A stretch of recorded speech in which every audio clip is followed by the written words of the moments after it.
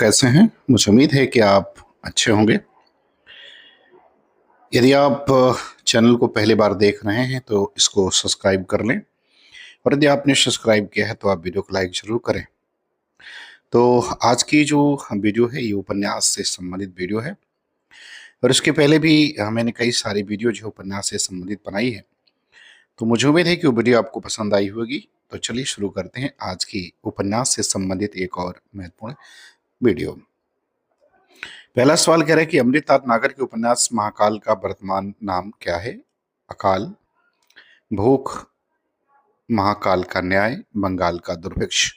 तो क्या नाम है ये आपको बताना है। तो देखिए, अमृतलाल नागर का पहला उपन्यास महाकाल 1947 में जो है वो प्रकाशित हुआ था, जिसका नाम अब बदल करके भूख कर दिया गया है। तो बी विकल्प जो है उत्तर सही हो जाएगा। और यह उपन्यास बंगाल के भीषण अकाल पर जो है वो आधारित है। दूसरे सवाल पर आते हैं। करें कि बुध और समुद्र उपन्यास के केंद्र में लखनऊ का कौन सा क्षेत्र है? हजरतगंज, अमीनाबाद, चौक मोहल्ला और नखास। कौन सा केंद्र है ये आपको बताना है।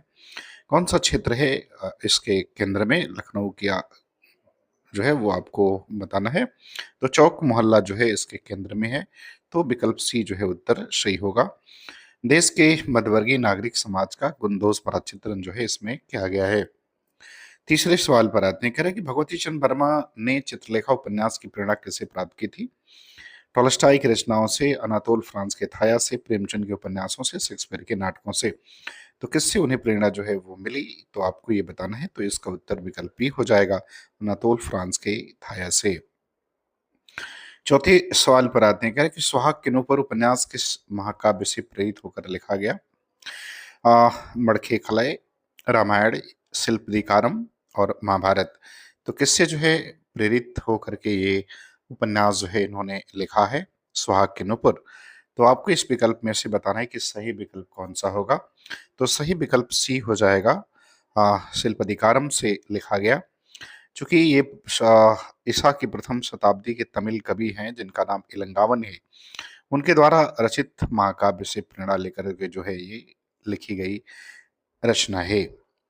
पांचवें सवाल पर आते हैं। करें कि उपेंद्र नाथ एस के किस उपन्यास में पंजाब के जालंधर के निम्न मध्यवर्गीय जीवन का सजीव चित्रण किया गया है? गनबराग, गिरती दीवारें, सितारों के खेल, बड़ी बड़ी आंखें। तो सही उत्तर क्या है ये आपको बताना है। तो इसका सही उत्तर जो है वो गिरती दीवारें हो जाएगा। बी विकल्प जो है वो सही है। उपन्यास का नायक चेतन है और कथा स्थल पंजाब का जालंधर शहर है। सवाल नंबर 6वें पर आते हैं। कह रहे कि पाप और पुण्य के प्रदर्शन द्वारा मुझे उपन्यास को आगे बढ़ाना था। यह कथन किस लेखक का है? अमृता नागर, भगवती चंद्र वर्मा, विष्णु प्रभाकर और यशपाल। तो किसका है ये आपको बताना है। तो ये कथन भगवती चंद्र वर्मा का। बी विकल्प जो है वो सही होगा। इनके द्वारा एक लिखा गया उपन्यास है जिसका नाम चित्रलेखा है और उसके संदर्भ में ये बात इन्होंने जो है वो कही है। और ये उपन्यास जो है पाप और पुण्य के प्रदर्शन द्वारा उपन्यास को गति देना चाहते हैं, जैसा अनातोले फ्रांस ने किया था। 7वें सवाल पर आते हैं। कि बुध और समुद्र में लेखक की आस्था का केंद्र कौन सा पात्र है? सज्जन, महिपाल, रामजी बाबा या कर्नल साहब। तो कौन सा पात्र है ये आपको बताना है। तो इसमें सी विकल्प सही हो जाएगा। रामजी बाबा जो है इसके केंद्र में जो है वो पात्र हैं। 8 नंबर सवाल पर आते हैं। कहते हैं कि भगवती चंद्र वर्मा के किस उपन्यास में मध्यवर्ग की महत्वाकांक्षा और ब्रिटिश शासन के प्रति असंतोष का चित्रण किया गया है? टेढ़े मेढ़े रास्ते, भूले बिसरे चित्र, आखिरी दाव और सीधी सच्ची बातें। तो आपको इसका सही उत्तर जो है वो बताना है। तो सही उत्तर भूले बिसरे चित्र हो जाएगा। इसका प्रकाशन जो है 1959 में हुआ था। 4 पीढ़ियों के माध्यम से भारतीय मध्यवर्ग के उदय, विकास और महत्वाकांक्षा का चित्रण किया गया है। 9 नंबर सवाल पर आते हैं। कह रहे कि शतरंज के मोहरे महाकाव्य का कालखंड क्या है, अर्थात समय क्या है? 1857 से 1900, 1820 से 1837, 1905 से 1947 और 1800 से 1805। तो इसका समय जो है वो आपको बताना है। तो इस उपन्यास में 1820 से लेकर के 37 तक के जो है अवध के नवाबी इतिहास को आधार बनाकर लिखा गया है। 10 नंबर सवाल पर आते हैं। करें कि अमृत और विष उपन्यास के किस विषय में के विषय में कौन सा तथ्य सही है? यह केवल एक प्रेम कथा है। बी, इसमें लखनऊ की बाढ़ का सजीव चित्रण है। सी, इसमें स्वतंत्र भारत के 15 वर्षों के सामाजिक राजनीतिक जीवन का चित्रण है। और डी कह रहा है कि यह जासूसी उपन्यास है। तो इस उपन्यास के संदर्भ में कौन सा तथ्य सही है, वो आपको बताना है। तो इसमें विकल्प आपका सी जो है वो सही हो जाएगा। इसमें स्वतंत्र भारत के प्रारंभिक 15 वर्षों के राजनीतिक और सामाजिक जीवन का लेखा जोखा प्रस्तुत किया गया है। सवाल नंबर 11 पर आते हैं। कह रहा है कि नाच्यो भूत गोपाल किस जाति के अंतरिक जीवन पर आधारित है? चमार, मेहतर, डोम और खटीक। तो किस पर आधारित है, ये आपको क्या करना है, बताना है। तो ये मेहतर जो है वो जाति के अंतरंग जीवन पर जो है वो आधारित उपन्यास है। सवाल नंबर 12 पर आते हैं। 12 में कह रहे हैं कि मानस के हंस में नागर जी ने किसके जीवन को केंद्र में रखा है? सूरदास, कबीर, तुलसीदास और मीराबाई। तो किसके केंद्र में किसको केंद्र में रखा है, किसके जीवन को? तो मानस के हंस जो उपन्यास है, इसके केंद्र में उन्होंने तुलसीदास को रखा है। सी विकल्प सही होगा। सवाल नंबर 13 पर आते हैं। करें कि उपेंद्रनाथ अश्क के किस उपन्यास को सती अनसुईया के प्राचीन आदर्श की व्यर्थता सिद्ध करने के लिए लिखा गया है? सितारों के खेल, करती दीवारें, गर्मराग या सितारों के खेल। ये 2 बार हो गया है, तो यहाँ हो जाएगा इनमें से कोई नहीं। इसको क्या लिख लेते हैं? इनमें से कोई नहीं हो जाएगा। अब आपको बताना है कि सही क्या होगा। सितारों के खेल, गिरती दीवारें, गर्मराग या इनमें से कोई नहीं। तो देखिए इसका सही उत्तर सितारों के खेल हो जाएगा। ए विकल्प जो है इसका क्या होगा, वो सही होगा और इसका प्रकाशन 1940 में हुआ था। 14 नंबर सवाल पर आते हैं। कह रहे कि भगवती चरण वर्मा का उपन्यास जो नियतिवाद की चरम परिणति माना जाता है, कौन सा है? पतन, चित्रलेखा, आखिरी दाव, सामर्थ्य और सीमा। तो कौन सा उपन्यास है, ये आपको क्या करना है, वो बताना है। तो उपन्यास का नाम चित्रलेखा है। बी विकल्प जो है वो सही हो जाएगा। 15 नंबर सवाल पर आते हैं। कह रहे खंजन नयन उपन्यास नागरजी ने किस कवि की जीवनी पर आधारित लिखा है? जयसी, सूरदास, रहीम और रसखान। तो खंजन नयन जो है ये 1981 में प्रकाशित हुआ था और ये सूरदास, महात्मा सूरदास के जीवन और उनकी भक्ति साधना को समर्पित करते हुए लिखा गया उपन्यास है। सवाल नंबर 16 पर आते हैं। कर के अर्धनारीश्वर उपन्यास के लेखक कौन है, ये बताना है। अमृतलाल नागर, विष्णु प्रभाकर, उदय शंकर भट्ट और अमरकांत। तो इसके लेखक कौन है, ये आपको बताना है। तो इसके लेखक विष्णु प्रभाकर हैं। बी विकल्प सही हो जाएगा और इसका प्रकाशन 1992 में हुआ था। 17 नंबर सवाल पर आते हैं। करें कि सागर, लहरें और मनुष्य में किस समुदाय के जीवन का चित्रण किया गया है? ए किसानों का, मजदूरों का, मछुआरों का या व्यापारियों का। तो किसका चित्रण है, ये आपको बताना है। तो इसमें जो है बंबई के निकट वर्सोवा के मछुआरों का चित्रण किया गया है। तो सी विकल्प सही हो जाएगा। 18 नंबर सवाल पर आते हैं। करें कि भीष्म साहनी का कौन सा उपन्यास विभाजन की त्रासदी पर आधारित है? झरोखें, कड़ियां, तमस और बसंती। तो कौन सा उपन्यास है? तो बहुत प्रसिद्ध उपन्यास है जिसका नाम तमस है। सी विकल्प सही होगा। तमस जो है वो 1947 में मार्च और अप्रैल में जो है पंजाब में हुए सांप्रदायिक दंगे की विभाजन की पृष्ठभूमि पर लिखा गया है और इसका प्रकाशन जो है 1973 में हुआ था।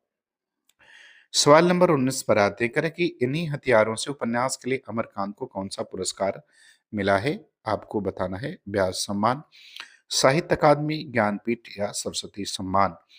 तो अमरकांत को इनके इस उपन्यास के लिए कौन सा जो है पुरस्कार मिला? तो इसके लिए उन्हें 2007 का साहित्य अकादमी पुरस्कार मिला। बी विकल्प सही होगा और ये इन्हें जो है 2007 में प्रदान किया गया। 20 नंबर सवाल पर आते हैं कि टेढ़े मेढ़े रास्ते में उपन्यासकार ने किन 3 विचारधाराओं का द्वंद्व दिखाया है? मार्क्सवाद, गांधीवाद, उदारवाद, कांग्रेस, साम्यवाद, क्रांतिकारी दल, समाजवाद, पूंजीवाद, सामंतवाद, राष्ट्रवाद, फांसीवाद, अराजकतावाद। तो किन 3 विचारधाराओं का द्वंद्व दिखाया है? तो देखिए इस उपन्यास में रामनाथ के 3 पुत्रों के माध्यम से कांग्रेस, साम्यवादी और क्रांतिकारी दलों की नीतियों का संघर्ष दिखाया गया है। तो बी विकल्प सही हो जाएगा। 21 नंबर सवाल पर आते हैं। करें कि एकदा नैमिषारण्य का मुख्य स्वर क्या है? राजनीतिक विद्रोह, सांस्कृतिक पुनर्जागरण, प्रेम और विरह ऐतिहासिक रोमांस। तो इसका मुख्य जो है वो स्वर क्या है? नागर जी के द्वारा लिखा गया ये एक सांस्कृतिक पुनर्जागरण जो है उपन्यास है, अर्थात बी विकल्प जो है वो सही हो जाएगा। इसमें नैमिष आंदोलन के माध्यम से भारतीय संस्कृति के समन्वय पर बल दिया गया है। 22 नंबर सवाल पर आते हैं, करें कि पथरीला पथ, पत्थर अलपत्थर उपन्यास में कहाँ की यात्रा का वृत्तांत है? शिमला, मसूरी, कश्मीर या नैनीताल?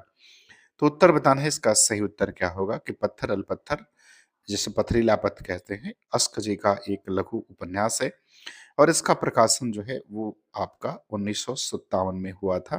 तो आपको बताना कि इसमें कहाँ की यात्रा का जो है वो आ, उम, वृत्तांत जो है वो वर्णित है। तो देखिए इसमें जो है कश्मीर की यात्रा का वृत्तांत वर्णित है, तो सी विकल्प जो है वो सही हो जाएगा। 23 नंबर सवाल पर आते हैं, विष्णु प्रभाकर के उपन्यास निशिकांत का मूल स्रोत क्या है? ढलती रात, तट के बंधन, स्वप्नमयी और कोई तो आपको बताना इसका सही उत्तर जो है वो क्या हो जाएगा। तो देखिए विष्णु प्रभाकर के उपन्यास निशिकांत का मूल स्वर क्या है? देखिए निशिकांत जो उपन्यास है इसका प्रकाशन 1955 में वास्तव में जो 1955 में वास्तव में विष्णु प्रभाकर ने पहले उपन्यास का पहला उपन्यास जो था वो ढलती रात 1951 का ही परिमार्जित जो है वो रूप है। तो जो निशिकांत इनका उपन्यास है इसका प्रकाशन 1900 कब हुआ था? 55 में हुआ था। और चूंकि ये जो है वो ढलती रात जिसका प्रकाशन 1951 में हुआ था, इसी का परिमार्जित रूप है, तो विकल्प ए जो है वो सही हो जाएगा। सवाल नंबर 24 पर आते हैं, कि नागर जी के किस उपन्यास को भारतीय परिवार का महाकाव्य कहा गया है? ये जो है आपको क्या करना है, बताना है। अमृत और विष, बूंद और समुद्र, करवट और पीढ़िया। तो किसे जो है वो भारतीय परिवार का महाकाव्य कहा गया है? तो बूंद और समुद्र को कहा गया है। रामविलास शर्मा ने बूंद समुद्र को पुरानी व्यवस्था के बनते बिगड़ते भारतीय परिवार का महाकाव्य कहा है। वास्तव में ये बात जो है वो रामविलास शर्मा के द्वारा कही गई है। सवाल नंबर 25 पर आते हैं, कहते हैं भगवती चरण वर्मा का अंतिम उपन्यास कौन सा है जो उनकी मृत्यु के बाद जो है वो प्रकाशित हुआ था? चाणक्य, धुपल, युवराज चुंडा, प्रश्न और मरीचिका। तो कौन सा उनकी मृत्यु के उपरांत जो है वो प्रकाशित हुआ? तो उसका नाम चाणक्य है, विकल्प ए सही होगा। मृत्यु के बाद 1982 में प्रकाशित है। 26 नंबर सवाल पर आते हैं, करें तमस उपन्यास की कथा कितने दिनों की घटनाओं पर आधारित है? तो भीष्म शाहनी के द्वारा लिखा गया है। ए कह रहा है 7 दिन, बी 5, सी 10 और डी कह रहा है कि 3 दिन। तो आपको बताना है कि कितने दिनों की घटनाओं पर आधारित है। देखिए भीष्म शाहनी ने तमस में लाहौर के आसपास के 5 दिनों की जो भयावह सांप्रदायिक घटना है उसका जिक्र किया है। सवाल नंबर 27 पर आते हैं, कि सात घूंघट वाला मुखड़ा के केंद्र में कौन सी ऐतिहासिक पात्र है? ये आपको बताना है। रानी लक्ष्मीबाई, बेगम समरू, रजिया सुल्तान और मस्तानी। तो ये भी अमृतलाल नागर के द्वारा लिखा गया उपन्यास है और इस उपन्यास का कथानक बादशाह सालम के शासनकाल और बेगम समरू के जीवन संघर्षों पर आधारित है। विकल्प बी सही हो जाएगा। सवाल नंबर 28 पर आते हैं, करवट उपन्यास का समय काल क्या है? ये आपको बताना है। 1905 से 1947, 1854 से 1902, 1800 से 1850 और 1947 से 1980। तो आपको बताना है कि इसका जो है वो समय काल क्या है? देखिए करवट नागर जी का ऐतिहासिक उपन्यास है जिसमें 1854 से लेकर के 1902 तक के सामाजिक परिवर्तन का चित्रण किया गया है। बी विकल्प सही हो जाएगा। 29 नंबर सवाल पर आते हैं, अगर इन्हीं हथियारों से में अमरकांत के किस क्षेत्र के जनजीवन का चित्रण है? बलिया जनपद, लखनऊ, इलाहाबाद या बनारस? तो आपको उस क्षेत्र का नाम बताना है जिस क्षेत्र के जीवन का चित्रण जो है वो जनजीवन का किया गया है। तो बलिया जनपद है इसके केंद्र में। यह उपन्यास जो है 1942 में जो है वो लिखा गया था और ये भारत छोड़ो आंदोलन के दौरान बलिया के सामाजिक और राजनीतिक जीवन का सजीव चित्रण करता है। सवाल नंबर 30 पर आते हैं। 30 नंबर सवाल में कह रहा है कि सीधी सच्ची बातें उपन्यास के लेखक कौन है? अमृतलाल नागर, उपेंद्रनाथ अस्क, भगवती चरण वर्मा या विष्णु प्रभाकर? तो इसके लेखक कौन है ये आपको बताना है। तो इसके लेखक भगवती चरण वर्मा है। सी विकल्प जो है इसका उत्तर क्या होगा, वो सही हो जाएगा। इसका प्रकाशन जो है वो आपका 1968 में हुआ था। तो मुझे उम्मीद है कि वीडियो आपको पसंद आएगी, अच्छा लगे तो आप हमारे चैनल को सब्सक्राइब ज़रूर करें। पूरा वीडियो देखने के लिए आपका बहुत-बहुत धन्यवाद।